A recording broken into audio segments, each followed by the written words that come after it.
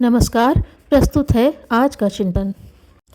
तेजी से बदलते इस सामाजिक परिवेश में फास्ट फूड का प्रचलन बढ़ने लगा है। स्वाद एवं समय की बचत के कारण यह भागती दौड़ती जिंदगी का एक अनिवार्य अंग बन चुका है, परंतु इसके तात्कालिक आकर्षण के पीछे कुछ खतरनाक पहलू भी हैं। इसी वजह से फास्ट फूड के आदी होते जा रहे लोगों में कई प्रकार के रोग पनपने लगे हैं।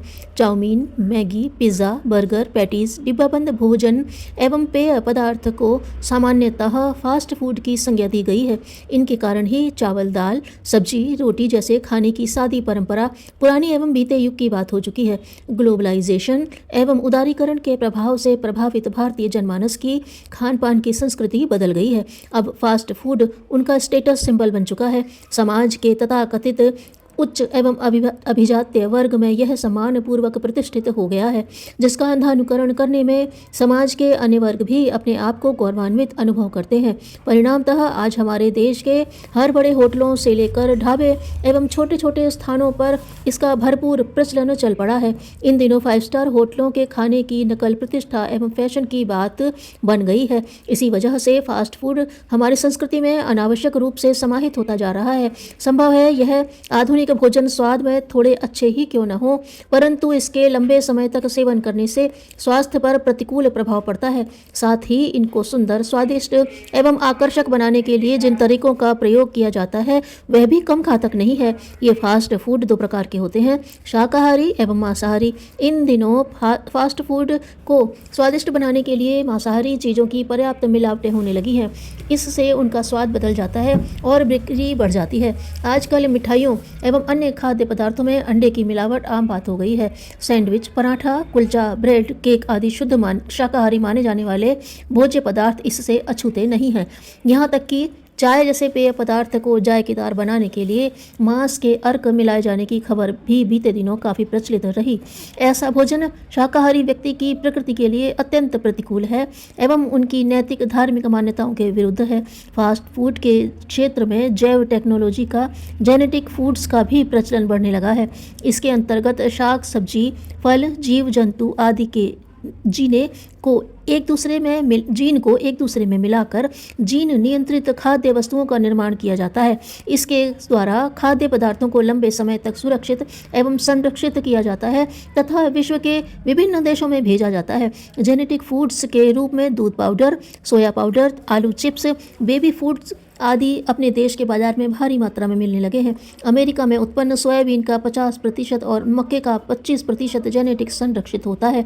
जेनेटिक फूड्स का उत्पादन इन दिनों प्रचुर मात्रा में होता है, परंतु यह कुछ समय के लिए लाभदायक होने के बावजूद कई प्रकार के रोगों को जन्म देने वाला है। अंतर्राष्ट्रीय संस्था ग्रीन पीस के अनुसार इस तरह के खाद्य पदार्थ स्वास्थ्य के लिए हानिकारक सिद्ध हो रहे हैं। इसमें जेनेटिक संक्रमण का भय बना रहता है। संभवतः इसी कारण फ्रांस जैसे यूरोपीय देशों ने जेनेटिक फूड्स पर प्रतिबंध लगा दिया है। अपने देश में पेय पदार्थों का भी एक बड़ा उद्योग है। ये पदार्थ अनेक ट्रेड नामों से बिकते हैं। एक सर्वेक्षण के अनुसार अपने देश में लगभग 5 से 7 हजार प्रकार के बोतलबंद ठंडे पेय एवं शरबत आदि का प्रयोग होता है। Coca Cola, Pepsi, Limca, Mirinda, Fanta आदि ट्रेड ब्रांड के पेय तो प्यास बुझाने के लिए स्टेटस सिंबल के रूप में अधिक बिकते हैं। चिकित्सा शास्त्रियों के अनुसार इनके अधिक सेवन से विभिन्न प्रकार के पेट के रोग होने की संभावना बढ़ जाती है। इसके अलावा सॉस, अचार, मुरब्बे, रबड़ी, कुल्फी, रसगुल्ला आदि खाद्य पदार्थों के रेडीमेड मसाले भी खूब बिक रहे हैं, जिनसे चर्म रोग तथा एलर्जी की शिकायत मिलने लगी है। विभिन्न प्रकार के इन खाद्य पदार्थों को अधिक समय तक सुरक्षित रखने के लिए फूड कैनिंग यानी डिब्बाबंद प्रक्रिया अपनाई जाती है। इन डिब्बाबंद खाद्य पदार्थों को उन क्षेत्रों में भेजा जाता है जहां पर ऐसे पदार्थों का उत्पादन नहीं होता। इन डिब्बाबंद खाद्य पदार्थों में फलों का रस, सब्जियां एवं अनेक प्रकार के फास्ट फूड होते हैं। चटपटे और जायकेदार स्वाद के कारण इन पर निर्भरता बढ़ती जा रही है। इन्हें प्रिजर्व करने के लिए सिरका, रंग, गंध, लवण और कृत्रिम शर्करा की प्रचुरता होती है। इसके अतिरिक्त इनमें ethyl sodium chloride, acetic acid आदि औषधीय तत्व मिलाए जाते हैं। कुछ भोज्य पदार्थों में एंटीबायोटिक दवाइयों का भी उपयोग होता है।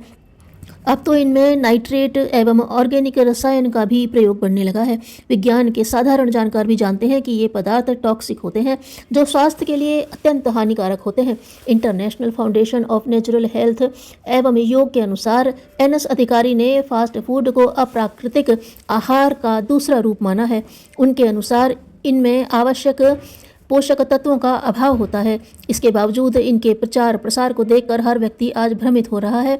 उसे इस चकाचौंध में यह पता नहीं चल पाता कि स्वाद के नाम पर जिस खाद्य सामग्री को ग्रहण किया जा रहा है वह कितनी स्वास्थ्यप्रद है। संभवतः इसी मानसिकता का लाभ उठाकर यह उद्योग काफ़ी फल फूल रहा है।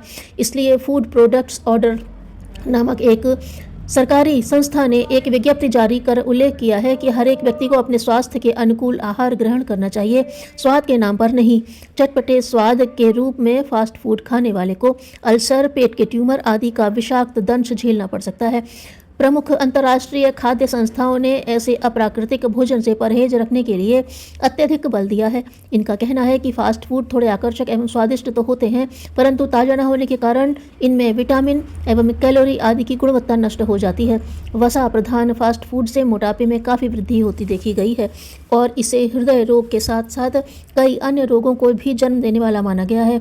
इसलिए अच्छा यही है कि उत्तम शारीरिक स्वास्थ्य के लिए प्राकृतिक एवं संतुलित आहार ग्रहण किया जाए। हरी सब्जियों, दूध, मौसमी फलों आदि में प्रायः सभी पोषक तत्व पर्याप्त मात्रा में होते हैं।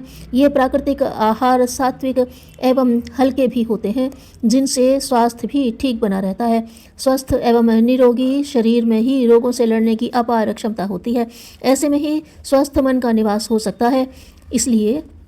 इसीलिए शास्त्रों में अन्न की महत्ता गाई गई है। अतः हम में से हर एक को फास्ट फूड जैसी पाश्चात्य शैली की सर्वनाशी अनुकरण पद्धति से बचना चाहिए और प्राकृतिक आहार को अपनाकर सदा निरोगी एवं स्वस्थ बने रहना चाहिए। यही स्वास्थ्य का मूल मंत्र है। सत्य को परखकर धारण की जाने वाली श्रद्धा ही श्रेष्ठ है।